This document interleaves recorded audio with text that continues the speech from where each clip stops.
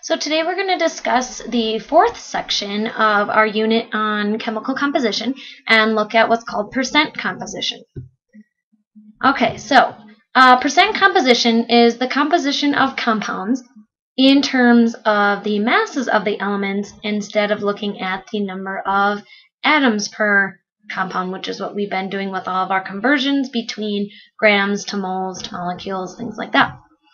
So we can convert our mass fraction to mass percent by multiplying by 100. So if we take a look at our mass fraction for each element, okay, it's basically the mass of the element present in 1 mole of the compound divided by the mass of 1 mole of the compound. And so here we're going to use atomic and molar masses to calculate that.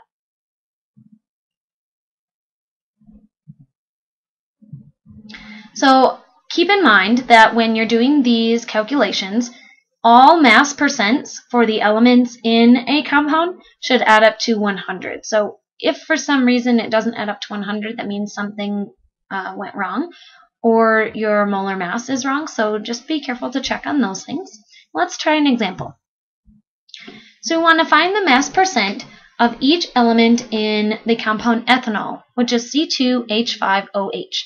Well, the first thing we need is the molar mass of C2H5OH because that is the bottom part of our mass or our molar fraction. And so molar mass of C2H5OH is 2 carbons, so 2 times carbon's atomic mass, which is 12.01. Plus, now you can just go in order, and if you'll notice, there are 5 hydrogens here and 1 hydrogen here. So you could add them together in one step, or you could just go right along in order of all the elements listed. And the reason that the hydrogens aren't listed together has something to do with the way that the atoms in ethanol are bonded together. So sometimes you'll see it like that, and sometimes you won't. So I'm just going to add all my hydrogens together. So there are 6 of them, and then each hydrogen's atomic mass is 1.008 grams per mole. And then we have 1 oxygen, and its atomic mass is 16 grams per mole. And if I add all of these up, I end up with 46.068 grams per mole of ethanol.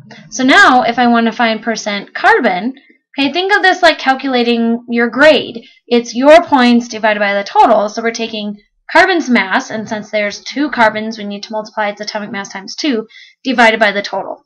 And so I want to take 2 times 12.01, that's carbon's mass, divided by the total, which is 46.068. And then because I want a percent, we're going to multiply it by 100. So 2 times 12.01 is about 24. And then I'm going to divide that by my 46.068. And if I multiply by 100, or just move my decimal 2 spots, I end up with 52.14% carbon. Now, we're not going to do significant figures for these, so let's just round everything to about the hundredths place, and that should work. Okay, let's look at the next element, which is hydrogen.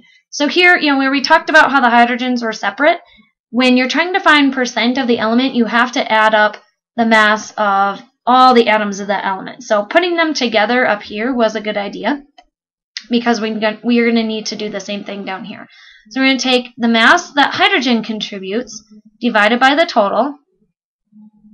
And so 6 times 1.008, it's about 6 divided by 46.068. And I end up with 13.13% hydrogen. Okay, remember you want to multiply, I always forget to multiply by 100 because I just moved my decimal 2 spots.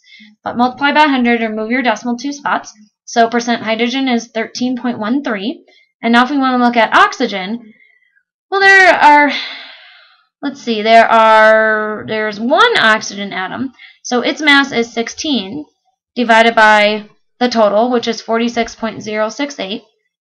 times 100. So let's take our 16 divided by 46.068, and we end up with 34.73% oxygen.